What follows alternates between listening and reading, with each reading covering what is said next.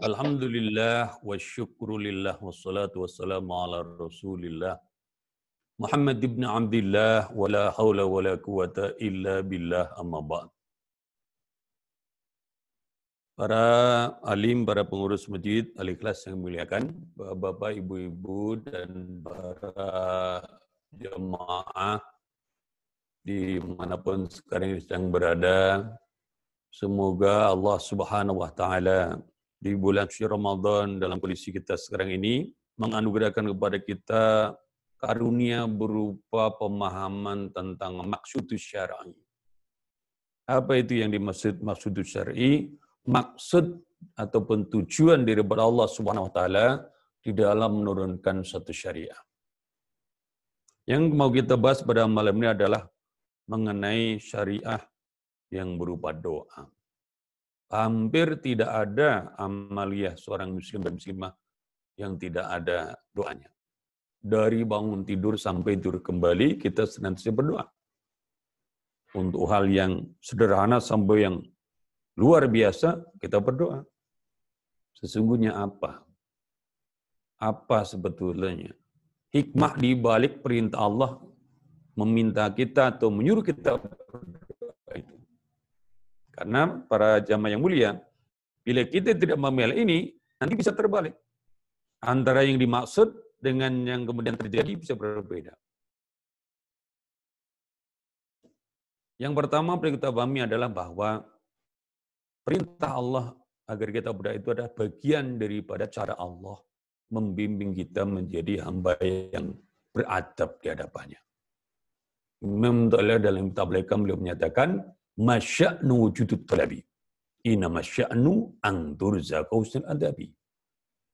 Yang paling penting, esensinya itu bukan mintanya. Bukan doanya. Tetapi yang paling penting adalah bahwa engkau diberikan rizki adab yang baik. Jadi kalau kita melihat ya fenomena zaman ini, tidak sedikit orang yang berdoa itu seperti malah dia itu sul adab di hadapan Allah. Dari tingkah zahirnya saja itu sudah seperti menyepelekan Allah. Kita berharap semoga kita jemaah Al-Ikhlas ini mulai malam hari ini doanya lebih baik lagi. Supaya sampai kepada tujuan syariat dari doa. Jadi setiap kita berdoa sesungguhnya kita sedang dibimbing untuk beradab di hadapan Allah Subhanahu wa Ta'ala. Bagaimana kita menghadapnya, sikapnya, termasuk bagaimana juga kita meletakkan tangan kita ketika berdoa, kemana mata kita menghadap, dan bagaimana mengucapkan sebagainya itu bagian daripada doa. Itu yang pertama. Kemudian yang kedua adalah kita oleh Allah Subhanahu wa Ta'ala itu diperintahkan berdoa, ud'uni astajib lakum, doalah kamu sekalian padaku, aku ijabah kamu sekalian. Itu adalah bagian daripada cara Allah Subhanahu wa Ta'ala menuntun kita untuk dekat kepada Allah. Jadi sebetulnya tanpa orang berdoa pun kalau Allah mau Allah beri. Tapi berbeda antara pemberian Allah kepada orang yang dipanggil kemudian dia menghadap, atau dia menghadap dan dia meminta, dengan orang yang tidak mengenal Allah kemudian diberi. Nah sekarang ini kita mungkin bisa membuat satu gambaran yang lebih mudah ya. Ada fenomena zaman sekarang, apakah itu orang kaya ataukah pejabat tinggi, yang dia membagi-bagi semacam santunan atau bingkisan itu dengan cara dilempar. Dari mobilnya atau mobil dinasnya dia lempar barang. Siapapun boleh ambil asalkan dapat. Gitu. Atau mungkin bisa jadi dilempar dari atas truk. Itulah kiranya ya sesuatu yang didapatkan oleh kebanyakan manusia yang tidak pernah taat kepada Allah, tidak pernah doa kepada Allah, yang tidak pernah mendekat kepada Allah, tidak pernah minta kepada Allah, tidak pernah beradab kepada Allah, tapi diberi. Itu seperti pemberian seorang yang kaya raya atau pejabat tinggi dengan dana negara untuk pencitraan, Dia lempar-lempar sesuatu dari jendela mobilnya sambil jalan atau berhenti lempar gitu. Dia tidak perlu mengenal siapa yang mendapatkan gitu. Dan bagi yang diberi tidak penting juga siapa yang beri, yang penting apa yang didapat. Ini bukan bagian daripada yang dimaksud dalam syariat kita berdoa. Karena sesungguhnya Allah Subhanahu wa taala memerintah kita berdoa itu agar ada antara hamba dengan al-khaliqnya, dengan antara hamba dan ilahnya gitu.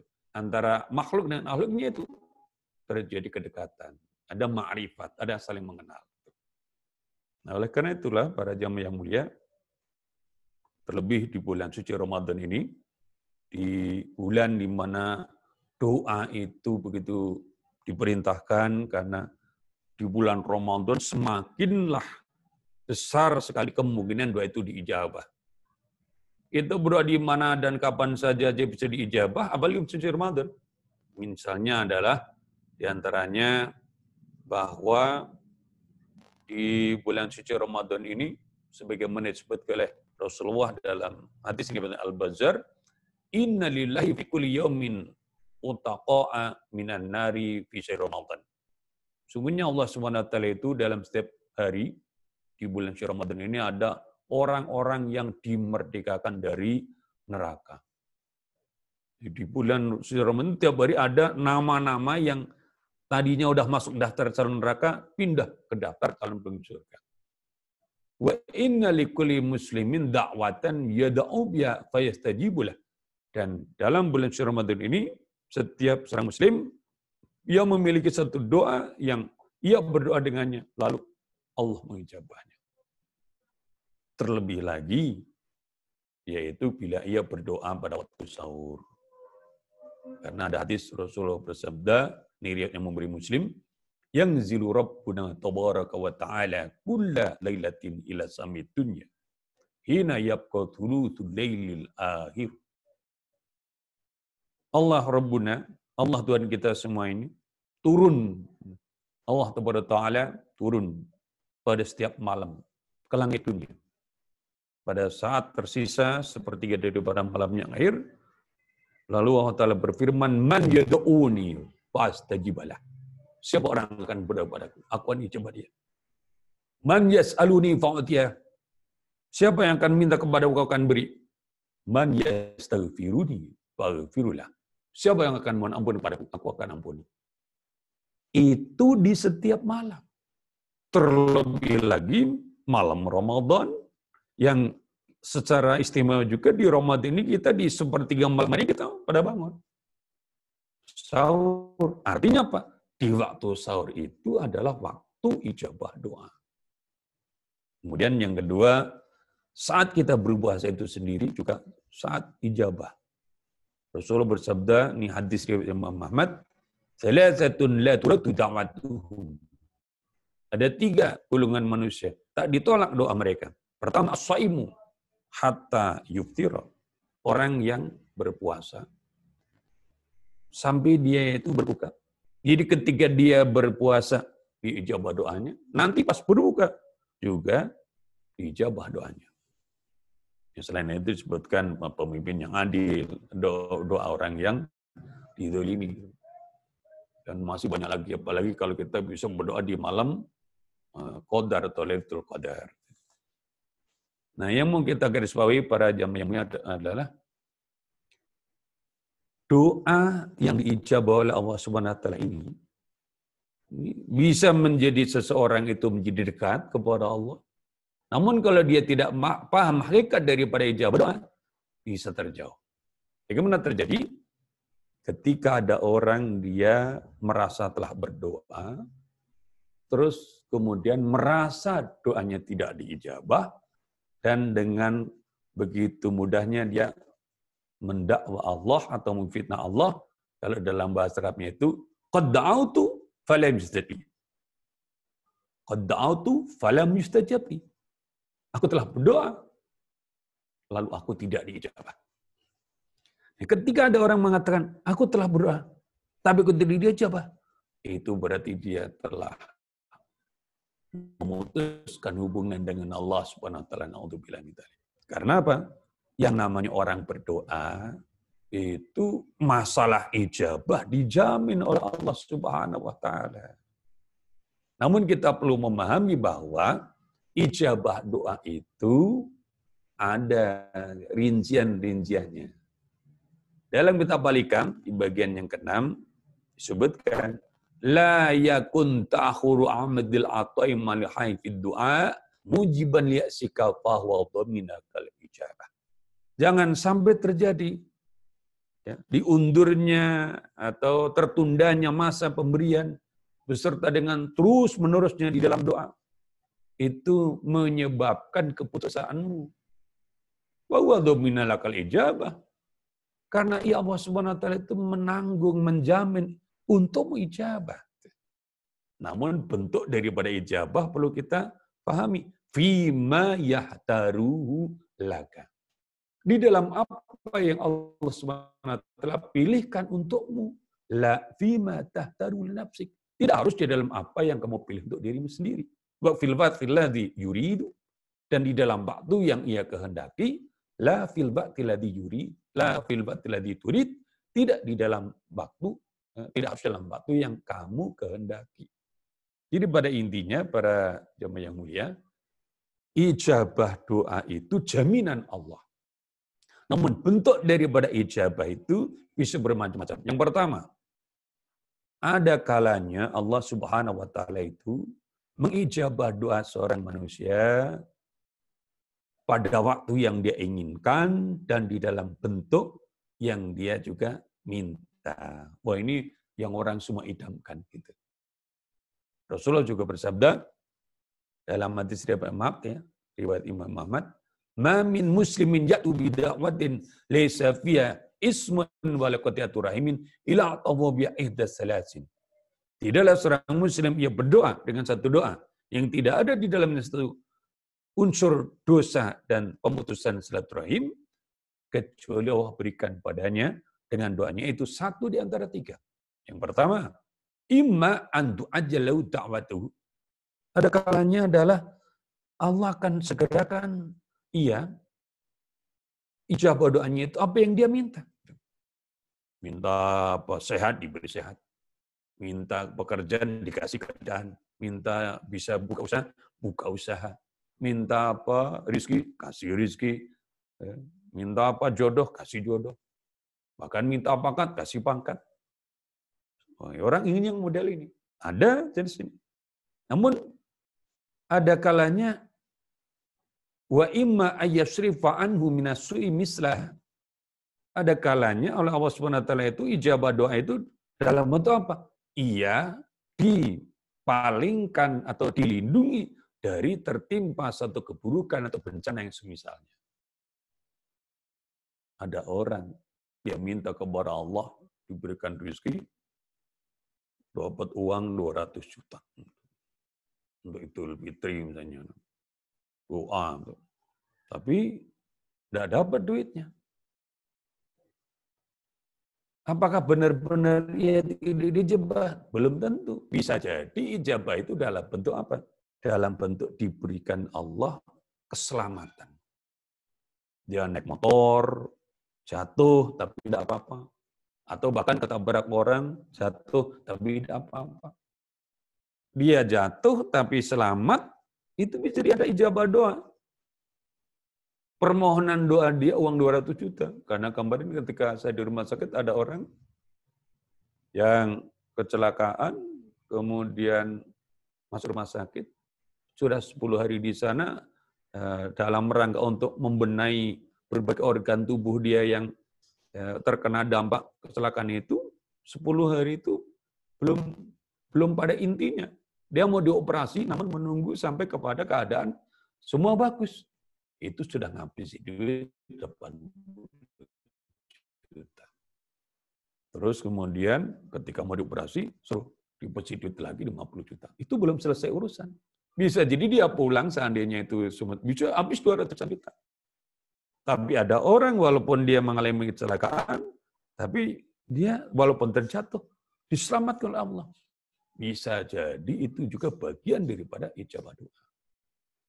Maka Para jamaah yang mulia, keadaan kita yang sekarang bisa jadi ijabah doa yang dalam bentuk di mana dipalingkan dari satu keburukan atau bencana yang semisal. Ada lagi yang berikutnya, wa imma ayyadahiru halahu fil akhirah. Ada kalanya doa itu oleh Allah SWT diijabah menjadi simpanan bagi yang berdoa itu nanti yang akan dia ambil anugerahnya di akhirat. Nah, ketika mendengar keterangan Rasulullah ini, mereka para sahabat mengatakan qalu idzan nukfiru. Ya Rasulullah, kalau demikian ya, kami akan memperbanyak doa. Rasulullah bersabda, qala Allahu akbar. Allah lebih banyak lagi pemberiannya. Sehingga tidak ada ya rugi orang yang berdoa. Yang pasti rugi itu orang yang malas berdoa. Karena doa itu dijamin ijabahnya oleh Allah Subhanahu wa ta'ala. Bahkan mungkin ada yang di antara kita itu tidak sadar. Kita berdoa, siang malam berdoa, dan kadang-kadang sampai terlintas doanya dari ijabah. Padahal diijabah. Apa bentuk ijabahnya? Dalam bentuk, ini dalam keterangan hadis yang lain disebutkan, au khutta min dunubihi biqadriha. Atau ia akan dihapuskan dosa-dosanya itu sesuai dengan kadar daripada dosa-dosanya. Contoh tadi, dia minta tadi 200 juta. Tapi setelah sebulan, 2 bulan, bahkan mungkin tahunan berdoa itu, belum dapat 200 juta. Kok enggak dikasih 200 juta? Karena oleh Allah Subhanahu wa taala permohonan dia 200 juta itu dijadikan sebagai penghapusan dosa. Penghapusan dosa yang bagaimana? Ya seandainya dia dapat 200 juta, kemudian 200 juta jadi kemudian dijadikan amal soleh yang bisa nutup dosa dia.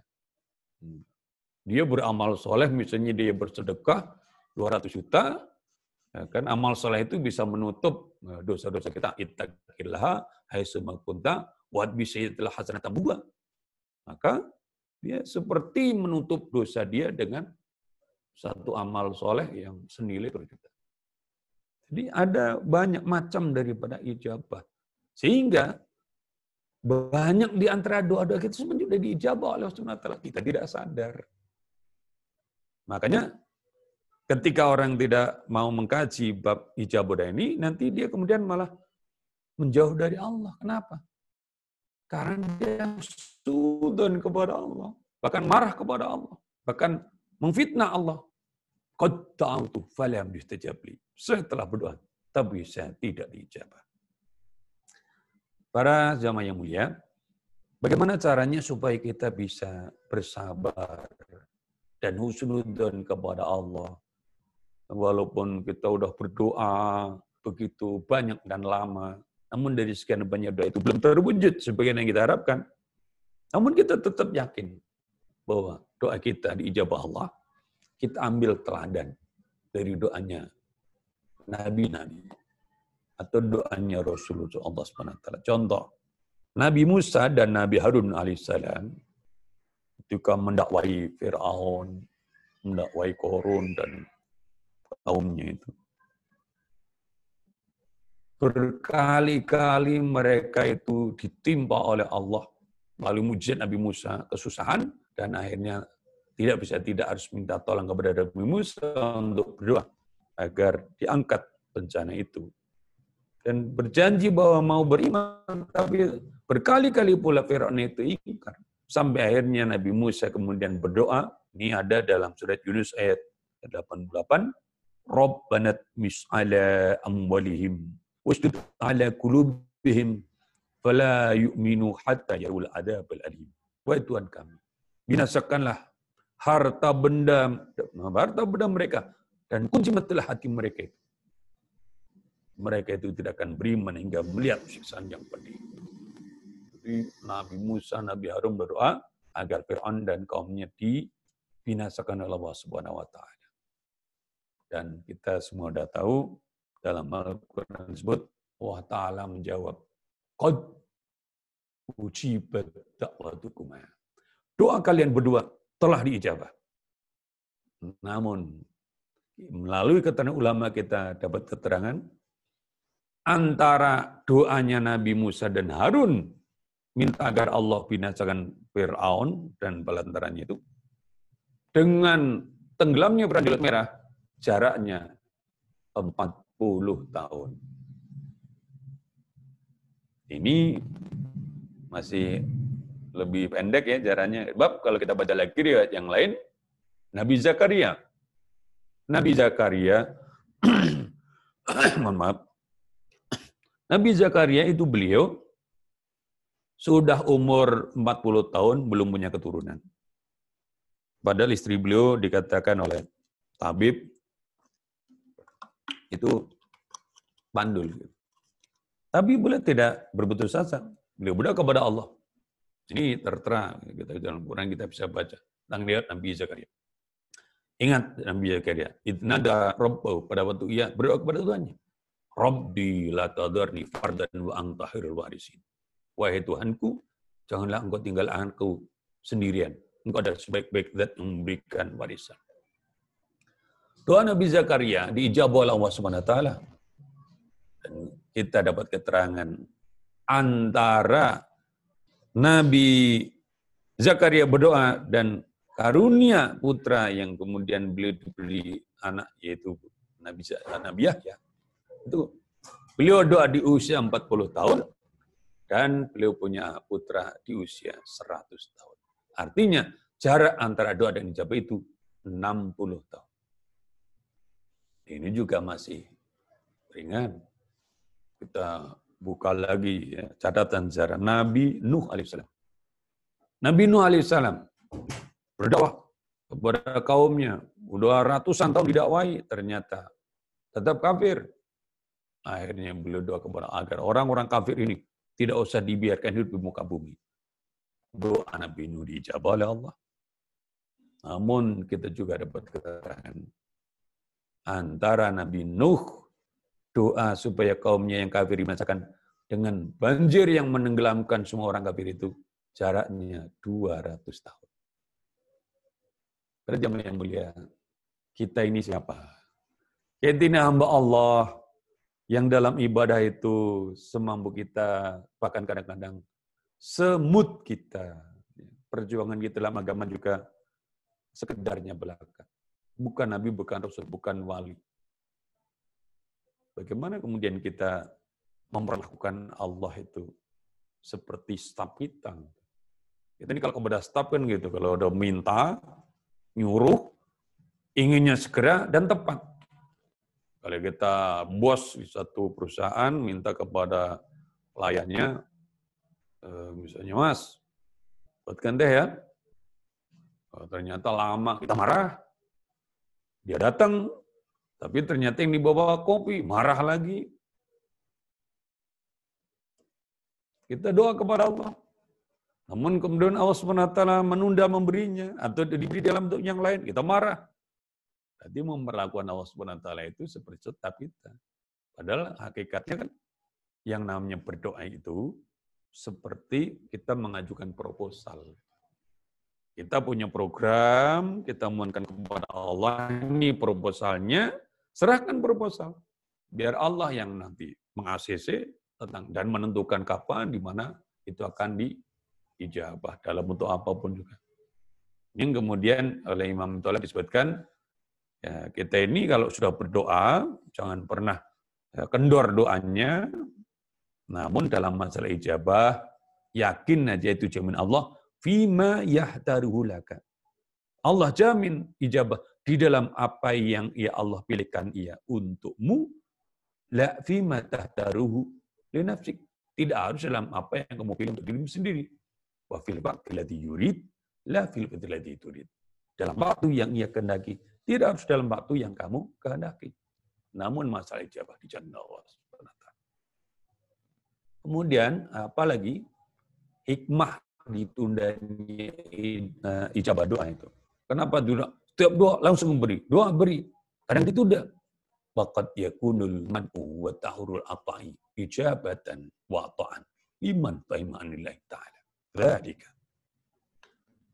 Terkadang itu tercegah ataupun tertundanya pemberian itulah ijabah dan pemberian Allah itu sendiri bagi orang yang paham tentang Allah Ta'ala. Tidak berarti setiap orang yang minta diberi itu berarti dia orang hebat, berarti dia orang yang dekat dengan Allah, belum tentu. Kadang-kadang justru orang yang Allah Subhanahu wa taala sayangi itu minta tidak diberi pada waktu itu. Kalau misalnya Allah berikan bisa mencelakakan dia. Contoh, kita semua sering mendengar ada kisahnya Tha'labah. Sahabat Nabi padahal. Tha'labah itu ketika zaman susah, sholat itu paling depan, datang ke masjid paling awal. Hanya sayang memang tiap selesai salam dari sholatnya itu, hendak wirid doa, langsung pulang. Kita semua juga sudah tahu di riwayatnya bahwa akhirnya dia mendesak Nabi untuk mendoakan agar jadi orang kaya. Tadi mengatakan, ya Rasul kalau saya kaya, akdi kula diaken apa. Saya berikan tiap yang berhak haknya. Tapi ternyata Tha'labah ini tidak kuat jadi orang kaya. Ketika oleh Allah kemudian diberikan kekayaan, apa yang terjadi? Sholat jamaah 5 waktu ditinggalkan. Dia cuma kelihatan kalau Jumat. Itu pun datangnya lambat. Imam sudah naik mimbar, dia baru datang. Lama-lama Jumatan pun lenyap. Kelihatannya cuma itu tidak tahan. Sampai Rasul menyatakan, wailaka Tha'labah. Celaka Tha'labah. Bayangkan, sampai lisan Rasulullah yang begitu penyabarnya, begitu bijaksananya, terlontar ucapan, celaka Tha'labah. Inilah, kalau kemudian pemberian itu, Allah berikan begitu saja, bisa jadi malah hambanya tidak kuat. Maka ada orang yang ditahan dari mendapat sesuatu itu demi kebaikan dia. Atau tidak diberi justru karena demi keselamatan dia. Kita juga pernah mendengar di riwayat yang disampaikan para mubalik ya. Ada seorang pedagang dari kampung punya barang dagangan yang dipikul. Pagi-pagi setelah sholat subuh dia ada doa, ya Allah berikan hamba-Mu ini yang luas dan barokah. Berikan hamba-Mu ini keselamatan dunia akhirat. Pagi-pagi berangkat, dipikul itu barang dagangannya, ya dipikulan depan belakang. Pas lewat jalan setapak, yang kanan kirinya sawah, dia begitu hati-hati, tapi takdir Allah tiba-tiba patah pikulannya. Dan kemudian satu keranjang jatuh kanan, satu keranjang ke kiri, dan ambiar semuanya di sawah itu. Dia kemudian berdoa, ya Allah, saya pagi-pagi sudah doa, minta diberikan di silo sebelum berkah, diberikan selamat. Yang terjadi seperti ini. Seakan-akan mau mengatakan kok antara doa dengan realita kok jauh berbeda. Seakan mengatakan doanya itu ditolak oleh Allah. Namun jam 10 siang dapat kabar.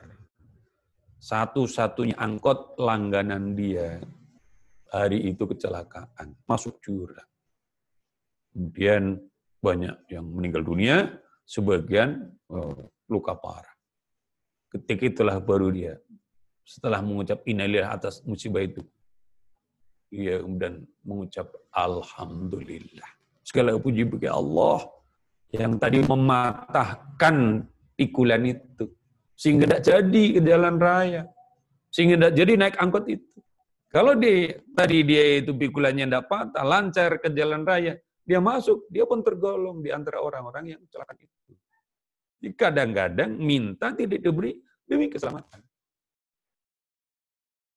Ini bahkan para jamaah yang mulia, terkadang doa itu oleh Allah Subhanahu wa taala itu ditunda pemberiannya sampai ke akhirat.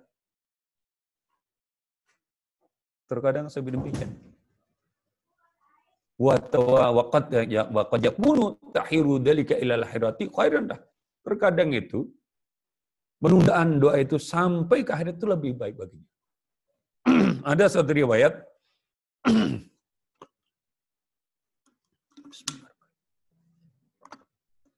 Faqad ja'a fi ba'dil ahbari yub'atsu 'abdun fa yaqulu Allah ta'ala lahu alam amurka bi rafi hawaijika ilayya. Telah datang di dalam sebagian hadis keterangan nanti akan terjadi seorang hamba dibangkitkan dari kuburnya di hari kiamat. Lalu Allah Subhanahu wa taala berfirman kepadanya, tidakkah aku dulu perintahkan kepadamu untuk menyampaikan kebutuhan-kebutuhanmu kepadaku? Hamba itu kemudian mengatakan, na'am baqad rafatwa ilaika. Betul ya Allah.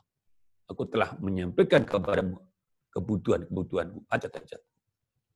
Maka Allah Subhanahu wa taala berfirman, ma sa'alta syai'an illa ajabtuka fi. Bila engkau meminta sesuatu kecuali aku ijabah engkau di dalamnya. Walakin ajaztu lakal ba'da fid dunya. Akan tetapi sebagian daripada apa yang minta itu aku laksanakan, aku selenggarakan di dunia. Wa ma lam ajuzhu fid dunya fa huwa mutakhkhirun laka. Adapun apa yang engkau minta lalu aku belum laksanakan ya di dunia, maka itu adalah simpanan untukmu. Khudhul an. Maka ambillah itu sekarang. Mana hamba itu dia datang ke satu tempat di mana doa-doa yang dulu dia panjatkan, di mana usaha-usaha yang dia lakukan yang sebenarnya hati pada waktu di dunia itu belum diberikan oleh hasilnya.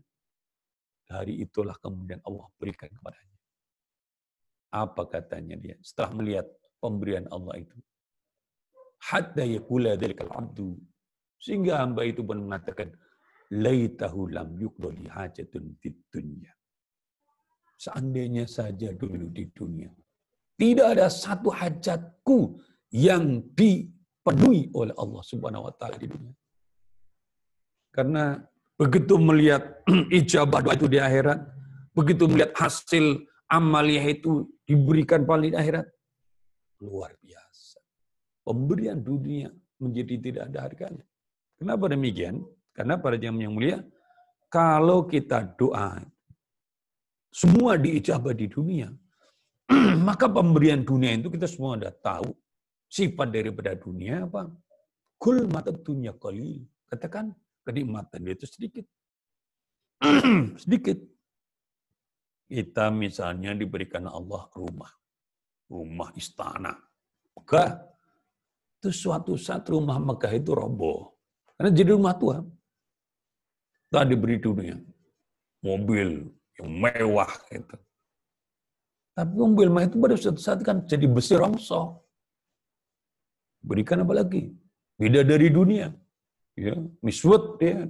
Atau misalnya Putri Indonesia dia. Cantik jelita. Itu umur 17-an tahun.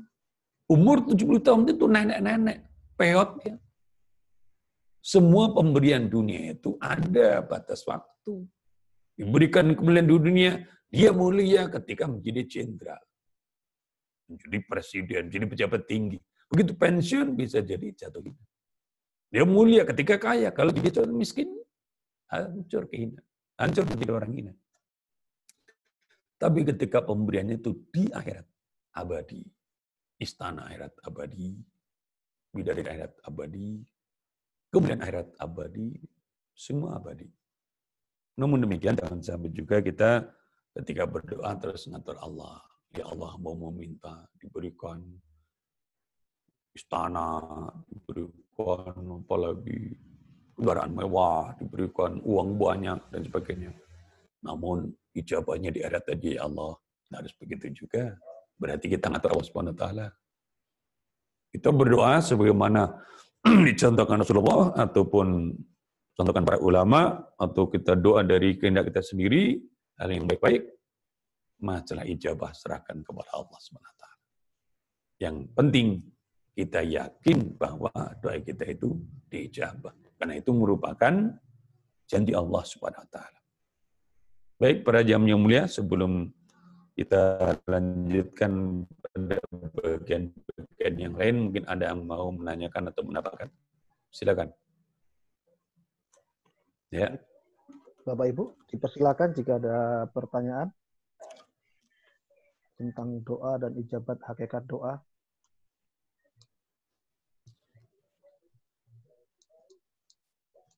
Pak Iksan.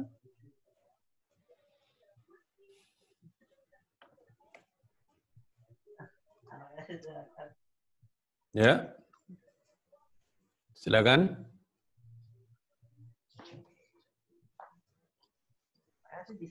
Bapak, ada yang pertanyaan? Oh, sudah jelas semua ini. Oh, dan dia. Ini masalah doa ini harus benar-benar paham ya, karena ini namanya ilmu hal. Ilmu hal itu ilmu yang tiap hari kita amalkan. Imam Ghazali ketika menerangkan hadis Rasulullah, "Thalabul ilmi fariidhatun 'ala kulli muslim." Menuntut ilmu itu sangat wajib bagi setiap orang Islam. Itu ini maksudnya ilmu hal. Ilmu yang kita amalkan sehari-hari. Yang mengenai doa ini kita benar-benar harus paham. Apa maksud daripada berdoa, kemudian juga ketika Allah menyatakan mengijabah doa, apa ini maksudnya ijabah? Karena kita sudah sampaikan di awal kajian kita itu, kita diperintah doa itu diantaranya maksudnya adalah untuk mendidik kita beradab. Yang kedua adalah supaya kita itu menjadi orang yang dekat dengan Allah Subhanahu wa taala. Karena orang-orang kafir itu, orang-orang ateis itu tidak kenal Allah, bahkan ada yang menentang Allah, tapi diberi. Tapi pemberian Allah kepada orang-orang yang tak mengenalnya, itu pemberian yang tidak ada harga. Bahkan bisa jadi bagian daripada istidraj. Bagaimana kita sering saksikan, ada orang itu memberi tapi dia tidak penting mengenal yang diberi atau memuliakan yang diberi. Berbeda dengan pemberian. Misalnya kalau ada orang dermawan, manggil yatim piatu, panggil dengan baik-baik, bahkan diusap kepalanya, bahkan dicium keningnya, dan disantuni dengan penuh kasih sayang. Itu kalau kepada anak-anak, atau bos kepada para karyawannya. Atau sebaliknya, ia memberi namun kemudian dengan penghormatan. Anak yang memberikan hadiah kepada orang tua, murid yang memberikan kepada gurunya, itu bahkan memberinya itu dengan ta'zim. Karena ini pemberian ini diberikan dengan penuh penghormatan. Ketika Allah Subhanahu wa taala memberikan sesuatu kepada hamba-hambanya yang berdoa dengan benar, itu doa ini mengantarkan dia menjadi orang yang dekat. Jadi kenal dengan yang memberi ataupun yang diberi. Nah, saya pernah bertemu dengan di antara murid itu, kemudian sudah menikah beberapa tahun belum diberi keturunan. Nah, saya katakan sebetulnya mudah bagi Allah Subhanahu wa taala itu memberi keturunan kepada hambanya. Bahkan ada orang belum nikah itu sudah punya keturunan kalau mau. Tapi kenapa ada orang yang sudah nikah bertahun belum diberi? Karena bisa jadi ada sesuatu yang Allah inginkan belum dilaksanakan. Apa itu? Kenal. Dekat. Bisa saja Allah memberikan kepada manusia itu apapun yang dia inginkan tanpa perlu syarat apapun. Tapi ada di antara manusia itu akan diberi kalau sudah dekat. Kalau sudah kenal, maka mendekatlah, mengenallah. Maka setelah syarat itu dipenuhi, Allah akan beri. Nah, doa itu bagian daripada cara kita mendekat dan mengenal Allah Subhanahu wa taala. Baik, silakan. Mungkin ada yang mau meramaikan majelis kita ini, temuan kita ini. Ada 2 pertanyaan Pak Ustadz via chat. Ya, yang pertama, Pak Badawi, nanti dulu Pak Badawi ditunggu nih. Lama dia ketemu nih Pak Badawi. Nah, itu kayak nggak mau ngomong tadi pakai dimatikan pula kameranya Pak Badawi ini. Oh, mau nyamar segala macam. Awas nanti itu. Apa Badawi kabarnya? Aman-aman aja? Ya, silakan. Gimana? Ya. Yang pertama dari Pak Badawi, adakah rukun-rukun untuk melaksanakan doa, Pak Ustadz? Mungkin ini kalau rukun-rukun doa mungkin bisa dikaitkan. Mungkin maksudnya bukan rukun ya, adab mungkin ya. Adab ya. Ya, mungkin baik. bisa dikaitkan dengan waktu dan tempat yang mustajab untuk melakukan doa juga. Jadi pada prinsipnya kalau doa itu dalam arti Mohon kepada Allah itu bisa kapanpun, dimanapun, ya. Kepada Allah Subhanahu wa Ta'ala berdoa. Namun tentu karena doa itu bagian daripada cara Allah mendidik hamba, ya ada adab-adabnya. Kalau kita mau baca kitab juga panjang lebar. Tapi pada intinya adalah pertama, sebelum berdoa, kita perbaiki dulu hubungan dengan yang kita mau doa. Kita kan minta kepada Allah. Mana mungkin kita meminta kepada zat yang kita sendiri bermusuhan dengannya. Atau buruk hubungan dengannya. Maka perbaiki hubungan. Karena tentu saja dengan melaksanakan istighfar, taubat, memperbaiki taat. Ya, kayaknya kan misalnya kalau ada kita mau sholat di istisqa itu kan diperintahkan untuk puasa 3 hari dulu, gitu. Istighfar yang banyak dan sebagainya. Jadi kalau kita mau doa, ya sebelum doa itu sendiri, kalau yang ahli maksiat, ya taubat dari maksiat. Kalau kita merasa amalnya masih sedikit, lakukan amal soleh dulu. Itu yang disebut ta'dim amalin soleh. Nah, makanya biasanya kalau kita mau doa ini, oleh orang-orang yang jadi pemimpin doa itu sering kita diajak baca Al-Fatihah. Al-Fatihah. Gitu. Ada yang ngeritik, apa baca Fatihah? Ya memang sih sebetulnya kalau bagusnya itu jangan Fatihah. Kalau mau doa itu bagusnya baca Quran 30 juz sampai hatam, pas hataman baru doa. Nah itu doanya diaminkan 60.000 malaikat. Ada hadisnya. Itu afdalnya memang begitu. Tapi kan kita ini tidak mampu kalau tiap mau doa hatam Quran dulu. Ya kita baca Ummul Quran. Kalau belum Hatmul Quran ya Ummul Quran. Al-Fatihah baca yang bagus. Itu bagian daripada takdim amalin soleh. Nah, pada waktu berdoa, maka sikap ini juga menjadi penting. Sebelum sikap dohir atau di samping sikap di samping sikap yang batinnya ya, tentu dohirnya juga harus ditata. Misalnya apa? Kalau mau doa, kalau dalam kondisi-kondisi yang khusus di mana kita mau persiapan dulu ya, wudu dulu, pakaian yang suci, ngadapnya ke kiblat. Malah kalau mau doa yang khusus, sholat sunnah dulu, ya, 2 rakaat, apakah sholat hajat ataupun yang lainnya. Setelah itu mulai berdoa, angkat tangannya, lurus dengan pundak dalam keadaan yang biasa, ya, dudukkan kepala bisa ataupun itu juga bisa. Kemudian baru memanjatkan doanya. Diawali dengan membaca hamdalah, alhamdulillah rabbil alamin, dan selanjutnya bab afdhalud doa, alhamdulillah. Rasul bersabda, doa yang paling utama itu adalah alhamdulillah. Maka semua doa itu biasanya diawali dengan alhamdulillah rabbil alamin. Hamda yuwafi wa yukafi dan sebagainya. Setelah kita baca hamdalah, jangan lupa lanjutkan baca selawat dengan berbagai macam versi atau misalnya yang pendek ya, Allahumma sholli ala sayyidina Muhammad wa ali sayyidina dan sebagainya. Ada salawat berbagai macam jenis. Salawat ini adalah seperti perangkonya doa yang mengantarkan doa itu supaya sampai ke Allah Subhanahu wa taala. Baru kemudian permohonan kepada Allah, permohonannya yang pertama ada istighfar, mohon ampun kepada Allah Subhanahu wa taala. Baru minta apa yang kita minta. Dan para jamaah yang mulia, dalam tabligh ada terangannya, kalau kita doa, di antara isi doa, jangan sampai kita lupa tentang doa yang paling utama. Khairu ma tatlubuhu minhu ma huwa talibu minka. Sebaik-baik yang kamu minta dari Allah adalah apa yang Allah minta atau tuntut dari kamu. Allah minta kita, tuntut kita untuk tetap beriman. Ya, wala tamutunna illa antum muslimun gitu. Ya minta kepada Allah agar kita tetap menjadi seorang yang beriman, yang Islam sampai akhir hayat.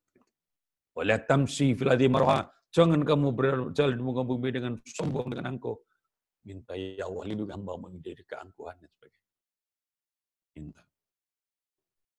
Nah, selesai minta macam-macam, kita tutup juga doa itu dengan baca sholawat dan juga alhamdulillah. Itu dalam sisi susunan isi daripada doa. Dalam cara mengungkapkannya bagaimana? Antara terdengar dan tidak kalau ini doa sendiri itu. Jadi doa sendiri pun kita ucapkan pelan-pelan. Ya, dibacanya itu. Jangan seperti berreklamasi teriak-teriak, ya Allah, ya Allah. Rabbana atina fid dunya hasanah wa fil akhirati wa qina adzabannar. Dan kalau orang doa itu tunjukkan bahwa kita butuh gitu. Karena inti daripada di antara hakikat doa itu adalah menunjukkan iftikar kita butuh kepada Allah Subhanahu wa taala. Selesai kita berdoa, adabnya bagaimana? Secara gerakan yang kita usapkan amin ya rabbal alamin. Tangan kita ini diusapkan ke wajah. Kalau secara batinnya, hati kita yakin doa kita diijabah oleh Allah Subhanahu wa taala. Nah, berikutnya apa? Doa yang kita panjatkan itu kemudian kita sertai dengan upaya-upaya yang sesuai gitu.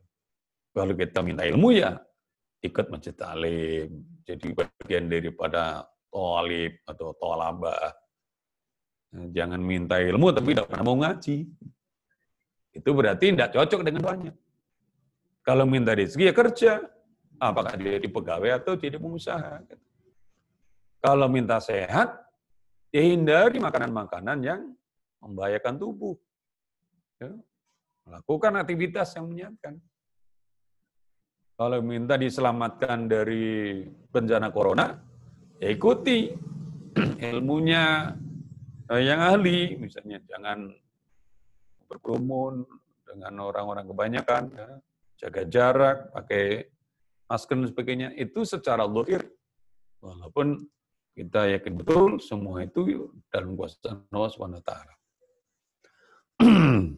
Dan terakhir yang kita bisa sampaikan di sini, walaupun sudah lama kita menyampaikan doa dan yang kita minta belum terlihat dalam mata kita, jangan sekali-kali mengatakan qad da'autu falam yustajab li. Saya telah berdoa, namun saya tidak diijabah. Karena itu berarti kita seperti menarik kembali proposal yang telah disampaikan kepada Allah. Padahal sesungguhnya proposal itu telah diterima Allah, dihasil Allah. Namun kita belum tahu kapan, di mana itu akan diberikan. Kalau bicara tentang masalah waktu berdoa banyak. Tadi disebutkan sepertiga malam air, mustajab. Di antara adzan qomat, mustajab. Setelah selesai sholat, mustajab. Nah, kalau tempat yang mustajab memang adanya hanya di Mekah. Ada 15 tempat mustajab doa di Tanah Suci Mekah. Itu nanti dalam bahasan yang lain. Baik, silakan mungkin ada yang lain. Makin ramai setelah dijelaskan mengenai adab-adab doa. Ini, Pak Ustadz, bagaimana supaya kita tetap istiqomah dalam berdoa pada saat dikabulkan doa bersyukur. Tapi pada kalanya doa ditunda, mungkin hati mengalami kegelisahan. Sampai goncangan iman, bahkan ada mungkin ya sampai murtad. Nah ini bagaimana nih tips and triknya supaya iman ini tetap konstan ketika kita merasakan doa ini belum nyampe. Nah, baik.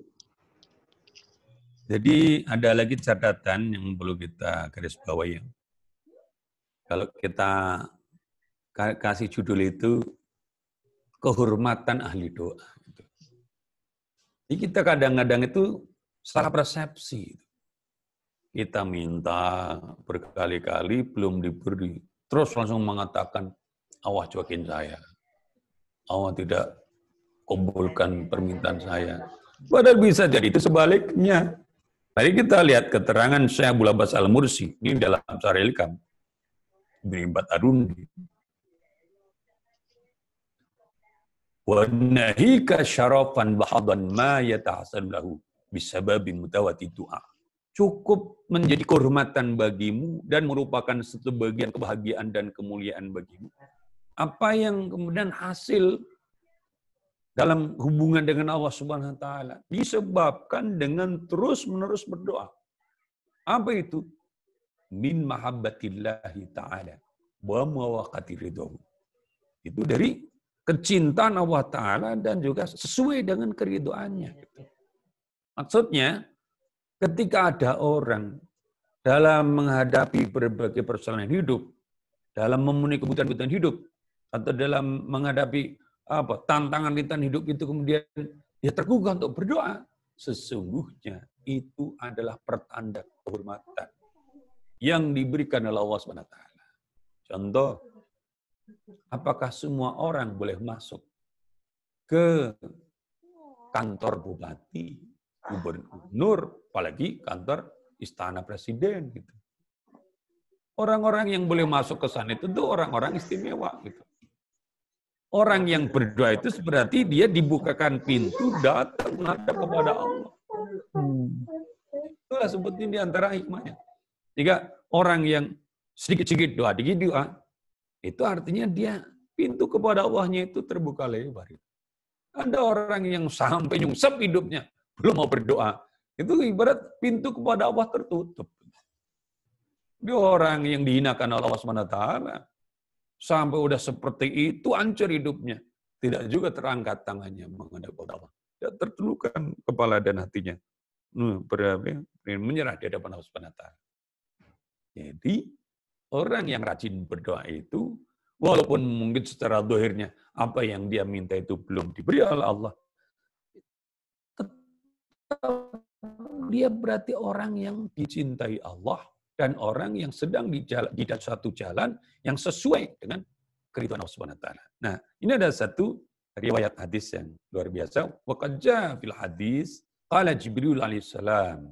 Telah datang dalam hadis itu riwayat bahwa Rasul bersabda, malaikat Jibril alaihissalam, qala Jibril alaihissalam, malaikat Jibril itu berkata menghadap kepada Allah, ya Rabbi, abduka fulan, ikdilah hajatah. Wahai Tuhanku, hamba-Mu si fulan, tunaikanlah untuknya kebutuhannya, cukupi kebutuhannya, beri yang dia minta ya Allah. Udah lama ini hamba si fulan itu dia doa, cuman belum diberi, beri ya Allah. Sampai malaikat Jibril itu mendesak Allah mengabulkan doa seorang hamba. Namun fayaqulu, Allah Ta'ala berfirman, Ka'um abdi, fa ini ujibu anasma sota. Biarkan hambaku. Sungguhnya aku senang, aku cinta mendengarkan suaranya. Ada di antara hamba Allah itu yang Allah senang mendengar suaranya. Allahumma ya Allah kami mohon kepadamu nas'aluka. Ketika seorang hamba berdoa, Allah dengar suara dia minta itu senang. Gitu. Allah ridho gitu. Maka sengaja Allah tidak berikan begitu saja. Karena Allah ingin dia datang lagi meminta. Ia datang lagi meminta. Allah suka mendengarnya. Tapi Allah juga tidak akan gratis. Allah mencatat semuanya, ingat semuanya. Dia datang, belum diberi. Nanti pada waktu diberi, blek, gitu, sebesar-besarnya. Orang sering menyebut rezeki nomplok. Mungkin walaupun bukan berarti ini sebagai padanan, untuk bisa sedikit memberikan gambaran itu kalau kita kedatangan pengamen. Gitu. Kalau datang pengamen, tapi sebetulnya dia tidak bisa main musik. Main gitar juga tidak bisa, suara juga fals. Gitu. Ketika dia ngamen itu kita tahu orang ngamen itu pengen diberi duit itu. Dia baru ngangkat tangan jreng itu. Dari cara megang gitarnya, dari cara metiknya udah tidak bisa dia. Dari suaranya juga udah fals itu. Itu langsung disodorin 1.000, 2.000 barangkali. Maksudnya biar jangan teruskan. Biar pergi. Tapi ada orang itu ketika dia ngamen itu satu lagu selesai kita belum beri. Karena kita terkesan dengan lagunya. Lagu ciptaan dia sendiri. Dan juga bagus. Nah, Mas, ada lagu yang lain. Suruh 2 kali dia tampil lagi. Bagus juga dia. Ada lagu berikutnya. Kayak konser mini di pinggir jalan. Sampai setelah itu baru diberi 100.000 misalnya. Jarang kan gitu. Begitulah. Jadi supaya kita dalam doa itu terus itu menikmati dalam berdoa itu, ada di antara doa-doa itu justru yang Allah itu senang mendengarnya. Masalah ijabah mudah bagi Allah. Orang kafir paling bejat di dunia pun diberi oleh Allah apa yang dia inginkan. Gitu. Baik, mungkin ada lagi yang lain, silakan. Satu lagi terakhir Pak Ustadz ini, via chat. Ya. Pada saat kita sholat, selain sujud, saat apa lagi kita dapat menjalankan doa selain bacaan sholat? Biasanya pada saat sujud, kita akan membaca doa dari Al-Quran atau dalam hati dalam bahasa Indonesia. Bagaimana Pak Ustadz? Maksudnya di dalam sholat atau di luar sholat nih? Di dalam sholat, pada saat sujud terakhir biasanya kan, kita membaca doa atau pas tahiyat akhir. Jadi memang di dalam sholat itu sendiri kan sebenarnya juga doa. Terus ada tempat-tempat di sholat yang kita bisa menyelipkan doa. Di antara dalam sujud. Namun dengan catatan ya, jangan dengan bahasa kita sendiri yang bukan merupakan bahasa sholat. Kalau mau doa dengan bahasa sendiri dalam hati aja. Kalau mau diucapkan, yang sesuai dengan bahasa sholat itu sendiri. Ini doa-doa masuk. Nah sebetulnya kalau doa dalam sholat itu sendiri, selipan itu bisa, misalnya kalau yang masyhur kan dalam sujud. Ada lagi tempat yang mustajab untuk doa ya, dalam sholat itu, kalau mau menyelipkan doa adalah di i'tidal terakhir sholat. Makanya kalau sholat subuh itu kan, doa kunut itu ada di saat setelah i'tidal, di rakaat kedua, sebelum sujud, doa. Nah sebetulnya di situ ada bagian daripada saat mustajab doa. Di selain subuh, bisa aja kita beri sejenak doa, baru sujud. Jangan terlalu lama. Jangan sampai tidak itu nanti sama dengan berdiri. Berdiri, baca Fatihah dan surat. Nah, yang kita inginkan adalah, sebetulnya dalam sholat itu ada doa yang istimewa, singkat, padat, tapi sumul. Gitu. Itu doa di antara dua sujud. Doa di antara dua sujud itu kalau kita benar-benar sapi, beres nih urusan. Coba kita ingat baik-baik. Rabbi firli, warhamni, wajburni, warfa'ni, warzuqni, wahdini, wa'afini, wa'fani. Wahai Tuhanku, ampunilah dosaku. Sayangi aku, rahmati aku, tambal kekuranganku, angkat derajatku, berikan rezeki padaku, berikan petunjuk kepadaku, selamatkan aku, dan maafkanlah aku. Itu ada 8 permintaan yang kalau kita itu minta sungguh-sungguh, diijabah.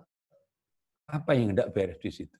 Rabbi firli, warhamni, wajburni, warfa'ni, warzuqni, wahdini, wa'afini, wa'afani. Sayangnya sering kita tidak sadar ketika sholat kita baca apa, minta apa, padahal ini adalah doa dalam sholat yang diapit oleh 2 sujud. Masya Allah. Jadi seandainya amal-amal keseharian kita itu kita sadari luar biasa. Ini juga perlu diingatkan ketika kita itu sholat dalam tasyahud. Itu kan juga ada satu hubungan itu. Itu ketika kita membaca tasyahud itu kita mesti membaca apa? Assalamu alayka ayyuhan nabiyyu wa rahmatullahi wabarakatuh. Itu sampai assalamu alayka. Dalam saya kita mengatakan assalamu alayka. Salam untukmu. Ayuhan Nabi, wahai Nabi, Nabi kita Muhammad SAW. Warahmatullahi wabarakatuh. Ini kita berselawat kepada Nabi. Otomatis datang. Asal kita sadar betul. Assalamualaikum ayuhan Nabi, warahmatullahi wabarakatuh. Langsung 10 daripada rahmat Allah turun. Dan kemudian juga kita assalamualaikum wa ala ibadillah salihin. Salam untuk kami. Dan juga atas hamba-hamba Allah yang saleh. Para jamaah yang mulia, ibadah keseharian kita ini kalau kita resapi betul sungguhnya udah luar biasa. Namun sayangnya sering kita tidak sadar dengan amalan kita sendiri sehingga kita hampa. Padahal salat itu sendiri penuh dengan doa. Baik, mungkin ada lagi yang lain? Ini Pak, ada satu lagi Pak Ustadz mungkin. Ya. Semakin malam semakin menarik ternyata. Ya. Apa sebab tertolaknya doa? Seperti firman Allah bahwa sebenarnya semua doa pasti dijabah. Tapi apa sebab tertolaknya doa? Ya, baik. Ada di dalam hadis yang kita baca dalam kitab hadis yang pendek, yaitu Arba'in Nawawi itu, ada digambarkan ada orang yang dia itu dengan telah melakukan perjalanan begitu panjang sampai rambutnya kusut masai, sampai bajunya itu berdebu gitu. Dia berdoa kepada Allah, ya Rabbi, ya Rabbi, ya Rabbi gitu. Namun kemudian dalam doa yang seperti itu, ya keadaan doanya itu begitu menyayat gitu. Tapi makanan dia haram. Wa mat'amu haram, wa masrubu haram, minuman dia juga haram. Wa malbasu haram, pakaian juga dia haram. Fa anna yustajabu lah. Maka bagaimana orang yang dengan profil seperti ini? Ya Rabbi, ya Rabbi, ya Rabbi, Allah mau tapi segala yang dia pakai, dia makan haram. Ini salah satu yang membuat orang jadi tertolak doanya. Maksudnya itu, ini menandakan bahwa orang ini doanya itu tertolak menghadap Allah Subhanahu wa taala karena amaliyah dia sendiri itu amaliyah yang bertentangan dengan perintah Allah. Diperintahkan yang makan yang halal, malah makan yang haram. Diperintahkan untuk menjemput rezeki yang halal, malah dia merampok yang haram. Sehingga di sini pertanyaan kapan atau bagaimana bisa diijabah? Padahal sesungguhnya ijabah itu adalah janji Allah.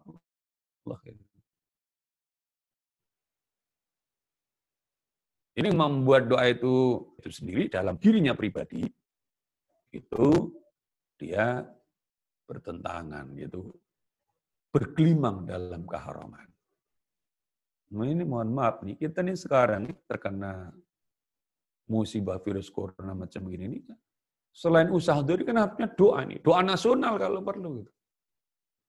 Karena hanya Allah yang bisa angkat wabah ini dari muka bumi, dari muka bumi dan negeri kita ini. Kan harusnya kita berdoa bareng-bareng, walaupun tidak bareng-bareng dalam arti tempat, tapi instruksikan seluruh bangsa negara ini doa. Tapi kadang-kadang kita malu mau mengajak kita berdoa semua secara negara gitu. Kenapa? Kadang-kadang kita ini secara kenegaraan itu menolak syariat Allah. Jadi malu. Panik aja boleh. Bagaimana doa orang yang menentang syariat Allah kemudian dikabulkan gitu. Ini seperti itu keadaannya. Nah, kemudian apalagi dalam riwayat yang lain keterangan dari Imam Ibnu Battaruni itu wa qad takunu al-ijabatu murattabatan ala syurutin la ilma lidda'i biha. Kadang itu ijabah doa itu oleh Allah Subhanahu wa taala akan diberikan namun dengan syarat yang orang doa itu tidak mengetahui kadang-kadang itu. Kenapa belum diberikan fatuharu li'adami buqi dzalik? Ijabah itu kemudian diakhirkan, ditunda karena apa yang dipersyaratkan belum wujud. Satu di antara yang sering tidak wujud itu apa? Wa dzalika mislu wujudil itirar. Itu tuh di antara adanya adalah yang berupa itirar. Itirar itu artinya ketika kita doa itu harusnya kita merasa terdesak gitu.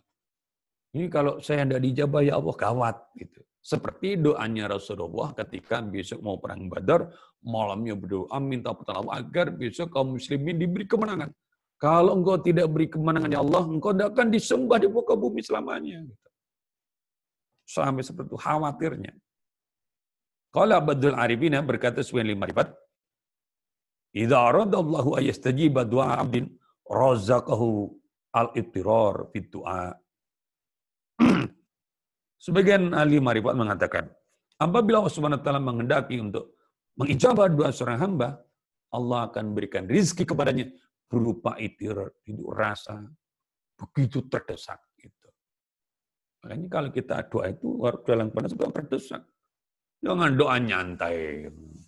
Rabbana atina fid dunya hasanah. Wah, apa ini? Doa itu manteng sih begitu. Rabbana atina fid dunya hasanah. Kalau kita minta sehat, seakan-akan kita ini udah gawat ini. Komplikasi. Kalau tidak diijabah, mati kita. Minta rizki, kebutuhan banyak, tagihan banyak. Ya, kalau kita tidak bisa cukupi, gawat. Mesti begitu. Makanya tidak ada orang doa itu nyelelek itu. Nah sayangnya apa? Kalau para wali insya Allah tiap doa itu maka tidak ada wali wah itu doa nyelelek itu. Namun la yatahaqqaqul abdu min nafsihi fi jami' hal. Seorang hamba biasa mencipta itu tidak bisa setiap waktu dalam setiap keadaannya itu bisa merealisasikan ikhtiar itu. Semoga kajian ini dan kajian-kajian yang lainnya itu mengantarkan kita semuanya keluarga besar, ya, jamaah dan pengurus masjid Al-Ikhlas BSD ini kalau doa itu ikhtiar, sehingga tidak ada yang pas doa itu kayak tidak butuh. Gitu. Walaupun kita jadi makmum, amin kan amin. Amin. Artinya amin itu istajib doana ya Allah. Kabulkan doa kami ya Allah. Itu insya Allah. Tanda-tanda ijabah doa. Dan juga tanda kenapa doa itu tidak diijabah. Nah, kalau kita simpulkan sebetulnya, orang yang doanya itu ditolak oleh Allah itu, orang yang doanya ditolak Allah itu, sebenarnya bukan ditolak doanya. Tapi dia sendiri sebetulnya belum berdoa. Menurut dia telah berdoa, tapi menurut Allah belum. Makanya kalimatnya kan, wa idza sa'alaka ibadi anni fa inni qarib. Apabila hamba-hambaku bertanya kepada aku tentang aku, katakan, aku dekat. Ujibu da'watad da'i idza da'ani. Aku ijabah doa orang yang berdoa apabila ia telah berdoa kepada aku. Ini Allah punya kriteria sendiri tentang doa. Di samping tentu kriterianya adalah falyastajibuli walyu'minu bi. Maka kalau ingin diijabah, ijabah dulu aku dan beriman kepadaku. Wallahu a'lam bishawab. Mohon maaf atas yang kurang berkenan, mohon maaf atas segala yang kurang berkenan ataupun kekurangan dalam kajian ini. Terima kasih atas doanya. Alhamdulillah saya sudah mulai sehat kembali. Dan mohon doa seluruh jamaah, terlebih para pengurus, semoga saya dan juga seluruh pengurus dan jamaah diberikan Allah SWT nikmat sehat dalam taat kepada Allah SWT. Wassalamualaikum warahmatullahi wabarakatuh. Waalaikumsalam warahmatullahi wabarakatuh. Jazakallahu khairan Pak Ustadz Sofar Mawardi yang telah memberikan kajian malam ini. Kita doakan semoga guru kita Bapak Sofar Mawardi tetap bisa bersama kita suatu saat lagi bisa berjumpa lagi di Masjid Al-Ikhlas dalam kajian yang nyata, tidak lagi. Insyaallah wabah ini bisa cepat diangkat oleh Allah Subhanahu wa taala. Bapak Ibu, demikianlah acara hari ini. Kami ingatkan sekali lagi 15 menit lagi kita ada tadarus online bersama Ustadz Darul Amri dan Ustadz Ihsan Halimuddin. Itu mari kita tutup kajian malam ini dengan doa kafaratul majelis. Subhanallah.